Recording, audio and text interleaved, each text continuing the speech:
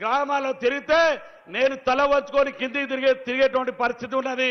దయచేసి మేము చేతులు జోడి ఎత్తున్నా మా నియోజకవర్గంలో ఉన్నటువంటి అన్ని తండాలకు, గ్రామాలకు, మండల హెడ్ క్వార్టర్లకు, రోడ్లకు నిధులు మంజూరు చేయవలసిందిగా కోరుతా ఉన్నాను. అన్నా, మీ అభిమానం కోసం, మీ రాక కోసం అనేక 2 సంవత్సరాలుగా ఎదురు చూస్తుంది దేవరకొండ. ఈరోజు మీరు వచ్చినందుకు దేవరకొండ ప్రాంత ప్రజలు ఈ ప్రాంతానికి కావాల్సినటువంటి మరి అనేకమైనటువంటి అభివృద్ధి కార్యక్రమాల కోసం, మీ రాక కోసం ఎదురు చూస్తూ ఉన్నది. గతంలో రాష్ట్ర చరిత్రలో ఎవరి చేయని విధంగా ఈరోజు రాష్ట్రంలో ప్రజా సంక్షేమాన్ని కొనసాగిస్తున్నటువంటి మీరు ప్రజలు ఇవాళ ఎంత సంతోషంగా ఉన్నారో ఇవాళ చూస్తా ఉన్నాం. అందుకనే ఈరోజు మరి మీరు చేపట్టినట్టు సంక్షేమ కార్యక్రమాలతో పాటుగా ఇవాళ దేవరకొండ ఈ రాష్ట్రంలోనే ఒకనాడు ఆడబిడ్డలను కూడా అమ్ముకునేటువంటి దుస్థితి అని చెప్పి ఈ సందర్భంగా మనం చేస్తా ఉన్నాను. మీకు దేవరకొండ అంటే మీరు చాలా సభలలో చెప్తా ఉన్నారు, దేవరకొండ మా బాలు అంటే మా పక్క ఊరు, మా తమ్ముడు అని.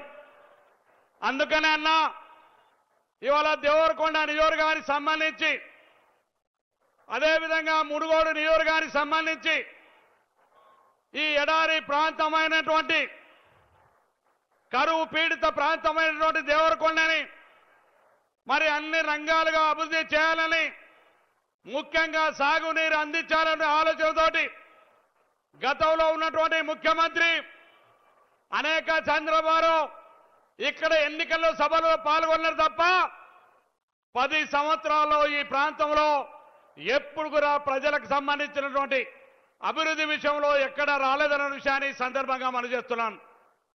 ఆనాడు మరి 2 ఎన్నికల సభలలో దేవరకొండలో ప్రసంగిస్తూ 2014 కావచ్చు, 2018 కావచ్చు, 2023లో కావచ్చు, ఆనాడు కేసీఆర్ ఎన్నికల సభలలో మాట్లాడినాడు.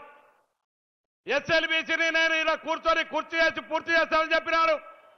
ఎస్ఎల్బీసీని పూర్తి చేయలేదు కదా, వారి పుణ్యాన ఇవాళ ఎస్ఎల్బీసీ కూలిపోయేటువంటి పరిస్థితికి వచ్చింది. ఇవాళ మీరు వచ్చిన తర్వాత నల్లగొండ జిల్లాను సస్యశ్యామలం చేయాలని సుమారుగా 3,50,000 ఎకరాలు నీరందించేటువంటి ఎస్ఎల్బీసీని ఇప్పుడు మళ్ళీ కూడా ఆనాడు స్వర్గీయ రాజశేఖర గారి చేతి మీదుగా శంకుస్థాపన చేసినటువంటి ఎస్ఎల్బీసీని మళ్ళీ కూడా మీ చేతులుగా మళ్ళీ పనులు ప్రారంభించే గొప్ప అవకాశం మా జిల్లాకు దక్కిందని చెప్పి ఈ సందర్భంగా మనవి చేస్తా ఉన్నాను.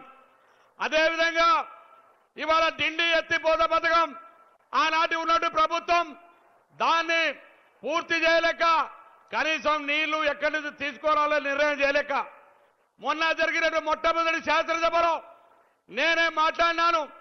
నేను మాట్లాడిన వెంటనే 3 సంవత్సరాల్లో పూర్తయ్యే ప్రాజెక్టులలో మరి ఏది కావాలంటే ఆనాడు డిండి లేకపోతే వెంటనే మీరు స్పందించి మీరు మా మంత్రివర్యులు ఇరిగేషన్ శాఖ మంత్రి గారు ఉత్తమ్ కుమార్ రెడ్డి గారు ఇద్దరు కలిసి కూడా ఈరోజు డిండి లిఫ్ట్ స్కీమ్ ఇచ్చినందుకు దేవరకొండ మునుగోడు ప్రజలు మిమ్మల్ని జీవిత కాలం అంతా కూడా గుండెలో దాచుకుంటారని చెప్పి మరొకసారి మీకు ఈ సందర్భంగా మనం చేస్తానన్నా. అదేవిధంగా ఇవాళ ఈ నియోజకవర్గానికి సంబంధించి మరి ఇప్పటికే దేవరకొండ నియోజకవర్గానికి సంబంధించి ఏ విద్య పట్ల కానీ అనేక కొన్ని కార్యక్రమాలు ఇవాళ వెనకబడినాం. ఇవాళ 200 కోట్ల రూపాయలతోటి మీరు ఇంటిగ్రేటెడ్ పాఠశాల ఇచ్చినందుకు మీకు మనస్ఫూర్తిగా ధన్యవాదాలు తెలియజేస్తున్నామన్నా. అదేవిధంగా దేవరకొండ గిరిజన ప్రాంతమన్నా, ఇక్కడి నుంచి మేము ఆసుపత్రికి పోవాలంటే నల్లగొండ కన్నా పోవాలి, హైదరాబాద్ కన్నా పోవాలి. మా కంబాలపల్లి పొగిల వాళ్ళు డిండి వాళ్ళు 150 కిలోమీటర్ ప్రయాణం చేయాలి. అందుకే అన్నా మిమ్మల్ని ముఖ్యమంత్రి గారిని ప్రత్యేకంగా రిక్వెస్ట్ చేస్తా ఉన్నానన్నా, దేవరకొండని 100 పడకల ఆసుపత్రి నుంచి 200 పడకల ఆసుపత్రిగా మార్చాలని చెప్పి మిమ్మల్ని ఈ సందర్భంగా కోరుతా ఉన్నాను. అదేవిధంగా సహజంగానే మోటార్ వెహికల్ ఆఫీసు. మా దురదృష్టం ఏదో మోటార్ వెహికల్ ఆఫీస్ ఏ తమ్ముడో ఓ చెల్లో ఓ రైతో ఒక రిజిస్ట్రేషన్ పోవాలంటే దిండివాడు పోవాలంటే మిర్యాల కూడా పోవాలంటే నాటికి 130 కిలోమీటర్ కామన్ గా రిజిస్ట్రేషన్ పోవాలి. అందుకనే ఇవాళ ఒక ఎంబీబీ ఆఫీసును మరి దేవరకొండలో మంజూరు చేయవలసిందిగా మిమ్మల్ని రిక్వెస్ట్ చేస్తా ఉన్నానన్నా.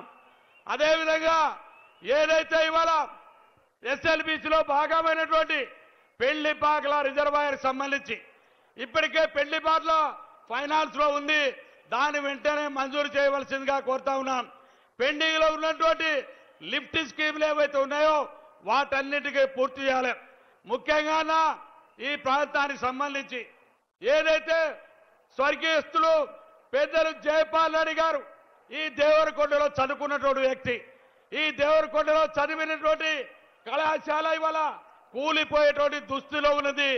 అందుకనే ఆ ప్రభుత్వ జూనియర్ కళాశాలకు వెంటనే బిల్డింగ్ మంజూరు చేయాలని చెప్పి మీకు ఈ సందర్భంగా కోరుతా ఉన్నాను అన్నగారు.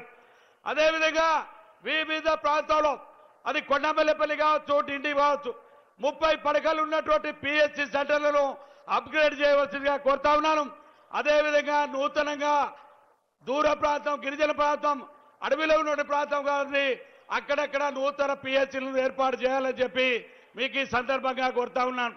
మరి ముఖ్యంగా అదేవిధంగా మీరు ఆనాడు చెప్పినట్టు విధంగా మైదాన ప్రాంత ఐటీఐని ఏర్పాటు చేస్తామని ప్రకటించి ఉన్నాం మనం.